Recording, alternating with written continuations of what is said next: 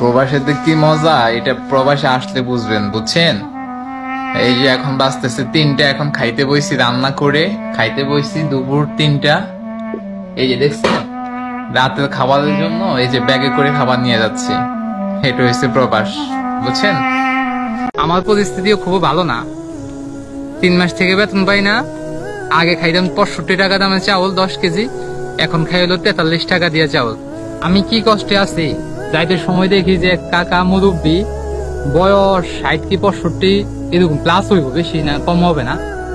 তো ওই চাচা এরকম ওই পাশে যে পেপসি খাইয়া বোতল ফালায়, যে ওই পেপসির বোতল গুলা খুঁজে খুঁজে নিতেছে। পরে দেখে আমার খুব খারাপ লাগছে। তো কাকা গেলাম যে কাকা এই পেপসির বোতল দিয়ে কি করবেন? পরে বলতেছে যে কাকা আমার যে বেতন, ওই বেতন আমার খাওয়া চলে না, বর্তমানে সৌদি আরবে খাওয়া চলে না।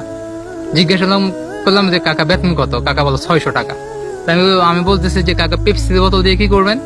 বলতেছে কাকা এটা 1 কেজি হইলে ওটা ভাঙারি দোকানে বিক্রি করবো 2 টাকা। তা বলতেছে যে 1 কেজি হইলে 1 কেজি কুড়াইতে আপনার কত সময় লাগতে পারে? বলতেছে সারাদিনে না হয় আমি 2 কেজি পাই। তা আমি ভাবতেছি যে সারাদিনে খুঁজি 4 টাকা ইনকাম করে, যদিও ওনাদের ডিউটির পাশাপাশি এটা করে, তারপরে আমাদের জীবনটা কত কষ্টের।